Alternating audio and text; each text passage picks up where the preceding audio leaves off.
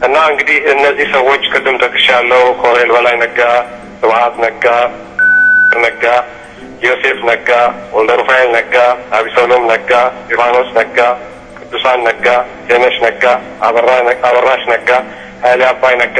እኔ እንዲህ ትዝ ያሉኝን 12ቱን ነው። ሌላ 6ም አሉ። ብዙዎቹ ሎው ፕሮፋይል ሆኖ ነው ብዙ ስራዎችን የሚሰሩት። ከዚህ ውስጥ እንግዲህ ያው ስብሐት ነጋን ሁሌ ነው የምትሰሙት። ብዙዎች ያው 82-83 ዓመት ሽማግሌ ነው። ድርጅቱን አንዴ መርቷል። ከዚህ በኋላ ምንም አያደርግም ምናምን እያልን ነው ብዙ ጊዜ የምንለው። እንግዲህ ስብሐት ነጋ ብለን ስናወራ ይህን ሁሉ የነጋ ቤተሰብ በሙሉ ነው የምናወራው። ዛሬ ስብሐት ነጋ በየመድረኩ እየወጣ የሚዘልፈን የሚለው ሰው የሌለው ምክንያት አለው። አስታውሳለሁ የአዲስ ድምፅ ሬዲዮን ሳዳምጥ አቶ በለው አንድ ያለው ነገር ነበር የማረሳው። እኔ አቦይ ስብሐት በጣም ነው የሚያስቀኑኝ። በኢትዮጵያ ውስጥ የፈለጉትን የመናገር፣ የመስራት፣ የመፈጸም ሙሉ ዲሞክራሲያዊ መብታቸው ተጠብቀው የሚኖሩት ቢኖሩ እሳቸው ናቸው። ሁሉ ሰው እኔም እንደሳቸው ብሆን ብሏል።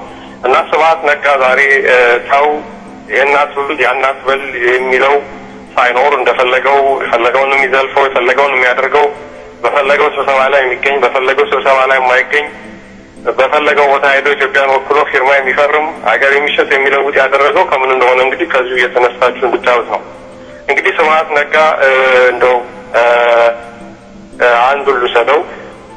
ታናሽቱ ቅዱሳን ነጋ ነች። እንግዲህ ቅዱሳን ነጋ ማለት የጸጋዬ በርሄ ሚስት ነች፣ ወይም ደግሞ በህወሓት አጠራሩ አለቃ ጸጋዬ በርሄ ይባላል። ጸጋዬ በርሄ ከዚህ ቀደም የትግራይ ክልል ፕሬዝዳንት ነበር። ባለቤቱ ቅዱሳን ነጋ የስብሐት ነጋ ከንቲባ ነበረች እና ትግራይን በሚፈልጉት መንገድ አዋቅረው ሲመሩ የነበሩ ሰዎች ናቸው። አሁን ደግሞ ጸጋዬ በርሄ የሀገሪቱ የመከላከያና የደህንነት ጉዳይ ኃላፊ ነው፣ በፌዴራል ደረጃ ማለት ነው። የሀገር ኢንተርናሽናል ሴኪሪቲ ማለት ነው። እና በአጠቃላይ ሀገሪቱ ውስጥ ደህንነቱም ሆነ መከላከያው ሄዶ ሪፖርት የሚያደርጉት ለጸጋዬ በርሄ ነው። ቅዱሳን ነጋ ደግሞ በህወሓት ውስጥ የሴቶች ጉዳይ ፌዴሬሽን የሴቶች ጉዳይ ኃላፊ በህወሓት ውስጥ ያለ ሴት አሁን አዜብ መስፍንን ጨምሮ ሪፖርት የሚያደርጉት ለሷ ነው። እንግዲህ የቅዱሳን ነጋ ባል ጸጋዬ በርሄ ነው። የሀገሪቱን ደህንነት የሀገሪቱን መከላከያ የሚቆጣጠረው እሱ ነው። እነ ጌታቸው አሰፋ እነ ኢሳያስ ወልደስላሴ ሪፖርት የሚያደርጉት ለሱ ነው። መከላከያው ሳሞራም ሆነ ሌሎቹ ነጻ ሳረ ሪፖርት የሚያደርጉት ለሱ ነው። እንግዲህ አንዱ የስብሐት ነጋ ብራንች ነው። ሌላው ከስብሐት ቀጥሎ ሌላው ሀገር አጥፊ እንግዲህ አባይ ፀሐይ ነው። የአባይ ፀሐይ ባለቤት ፈትለወርቅ ገብረ እግዚአብሔር ትባላለች። ፈትለወርቅ ገብረ እግዚአብሔር ማለት የስብሐት ነጋ የገብረ እግዚአብሔር ነጋ ልጅ ነች ማለት ነው። አስቡት እንግዲህ። ሌላው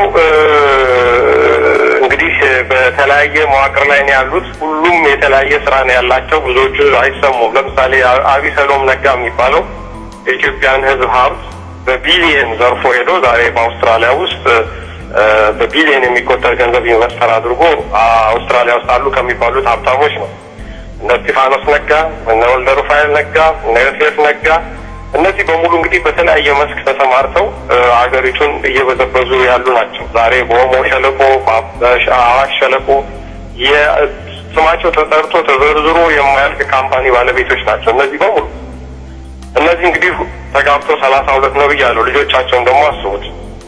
ዛሬን በላይ ነጋ ማነው ስብሐት ነጋ ልጆቻቸውን ቻይና እየላኩ ግማሾቹ ተምረው እየመጡ ግማሾቹ ለትምህርት እየተላኩ ገና ኢትዮጵያን በአጥንቷ እስከምትሄድ ድረስ ለመግዛት የተነሱ ሰዎች ናቸው። እና እንግዲህ አንዱ ቤተሰብ እንግዲህ አንዱን ካየን በአጠቃላይ ህወሓትን ስናየው ከሁለትና ከሶስት የማይበልጥ ቤተሰብ ነው እንግዲህ እያሽከረከረው የሚገኘው። የስብሐት ነጋ ቤተሰብ ኢትዮጵያ ውስጥ ብቻ አይደለም፣ መሰረቱ ወደ ኤርትራም ይሄዳል።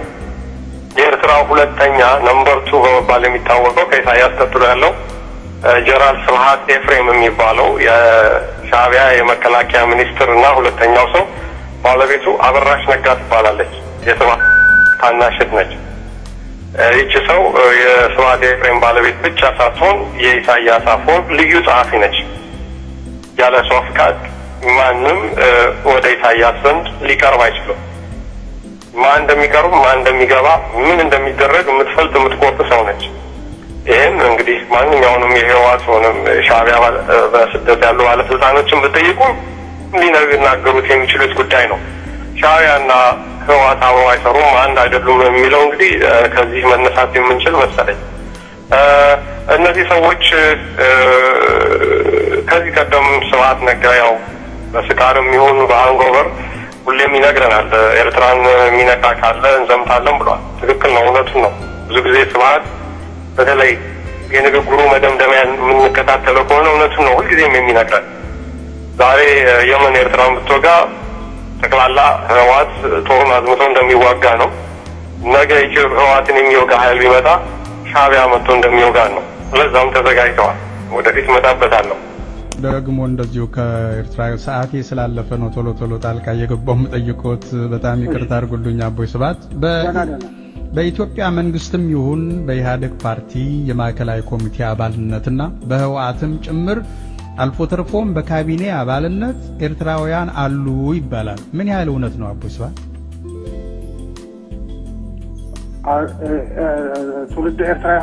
ትውልድ ኤርትራዊ የሆኑ በአመራር